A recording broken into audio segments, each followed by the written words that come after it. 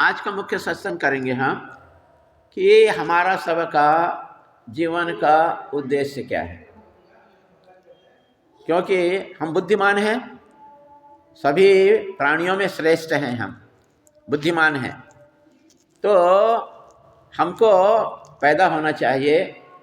क्यों पैदा होते हैं?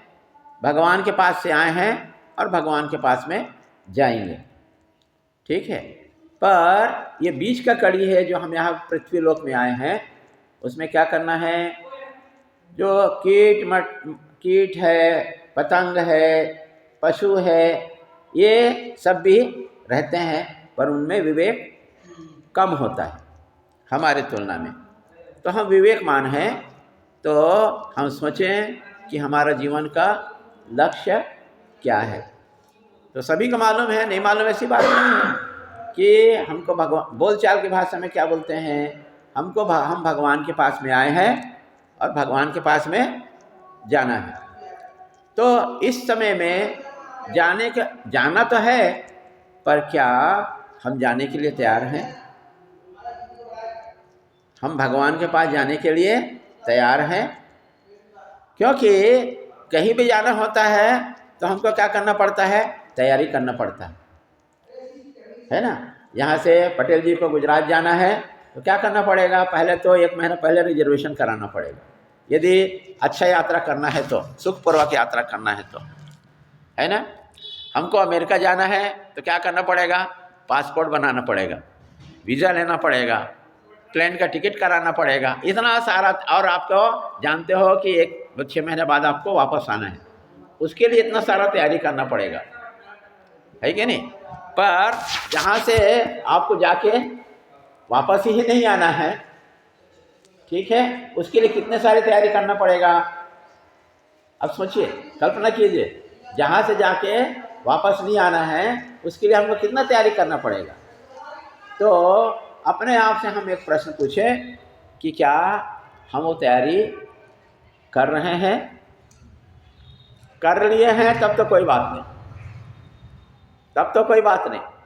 पर 99% है कि हम तैयारी नहीं कर रहे हैं, ठीक है ना। तो हम विवेकमान हैं, तो हमको तैयारी करना चाहिए, है कि नहीं। क्या तैयारी करना चाहिए? सद्गुरु स्वामी शिवानंद जी महाराज बोले, ठीक है, क्या बोले? हमारा जीवन का लक्ष्य क्या है? मोक्ष प्राप्त करना। तो हम मोक्ष प्राप्त कैसे करेंगे हम? उन्होंने एक सूत्र दिया। क्या सूत्र दिया? सेवा, serve, love, give, purify, meditate, realise. मोक्ष प्राप्त करना है तो हमें क्या करना पड़ेगा? हमारा साधना का शुरुआत सेवा से करना पड़ेगा। क्या करना पड़ेगा? हमारा साधना का शुरुआत कहाँ से करना पड़ेगा? सेवा से करना पड़ेगा, ठीक है। पर होता क्या है कि हम यदि सेवा कर रहे हैं तो हमारा पूरा जीवन हम सेवा में ही व्यतीत कर देते हैं, ठीक है। तो स्वामी शिवानंद जी फिर ये नहीं बोले कि सिर्फ सेवा करो और मोक्ष प्राप्त कर लो, ऐसा बोले क्या उन्होंने? नहीं बोले।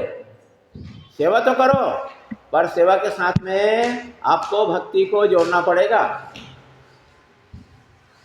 ये सेवा से हमारा हृदय, हमारा अंतःकरण पवित्र होता है, एक माध्यम है सेवा, ठीक है। पर और हमको आगे बढ़ना है, सेवा करते करते हमको आगे बढ़ना है। वो क्या करना पड़ेगा? हमको भक्ति करना पड़ेगा, ठीक है, भक्ति करना पड़ेगा। और भक्ति करने के बाद में क्या करना पड़ेगा? हमको ज्ञान को अर्जित करना पड़ेगा। और सभी संत जो हैं, विशेष करके हमारे ये शंकराचार्य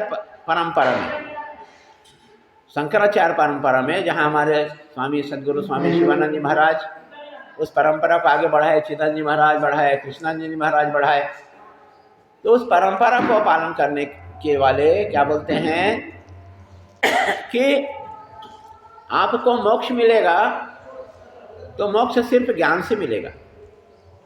किससे मिलेगा? ज्ञान से ही मोक्ष मिलेगा। बाकी जितने हैं, जो कर्म योग है, व्रत है, उपासना है, मंत्र जप है, ये हमारा सहायक है हार्ट प्यूरिफिकेशन के लिए, अंतःकरण के शुद्धि के लिए हमारे सहायक हैं ये। ठीक वैसे ही जैसे हम खेत में काम करते हैं, खेत में तो क्या करते हैं? खेत में काम करने के पहले उसको क्या करते हैं? पहले जुताई करते हैं, उसका घास फूस को साफ करते हैं। ठीक है, खेत एकदम रेडी है, ना उसमें घास है, ना उसमें कांटे हैं, ना कुछ नहीं। 2-3 बार जुताई करके हम खेत को पोला कर दिए हैं, रेडी है, एकदम रेडी है। पर ऐसा करने से क्या फसल होगा? नहीं होगा। क्यों? अभी खेत हमारा रेडी है, पर उसमें हमने बीजारोपण नहीं किया, बीज नहीं डाले हैं। ठीक है, खेत को रेडी कर दिए, बीज को डाल दिए, तो क्या फसल होगा? नहीं होगा। पानी डालना पड़ेगा। क्या करना पड़ेगा? पानी डालना पड़ेगा। अब खेत को आपने तैयार कर दिया, बीज को आपने डाल दिए, पानी आपका डल गया, ठीक है, तो फसल तो अंकुरण हो जाएगा। ठीक है, बीज निकल जाएगा, पौधा बनेगा।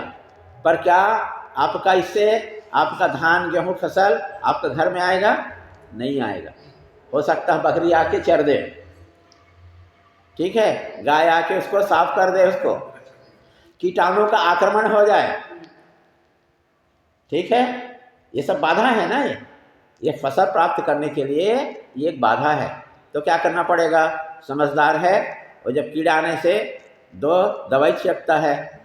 बकरी को खाने से, गाय को खाने से बाढ़ लगाता है। ठीक है, इसके बाद में भी फसल तैयार हो गया, गेहूं का फसल रेडी है, धान का फसल रेडी है।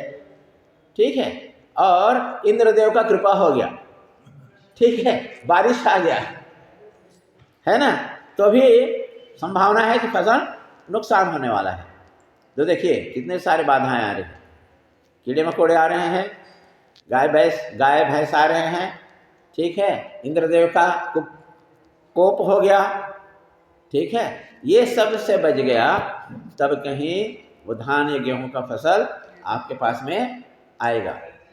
वैसे ही साधना मार्ग में जब हम मोक्ष हमारा प्राप्त करने का लक्ष्य है, तो उसमें कई सारी बाधाएं आती हैं।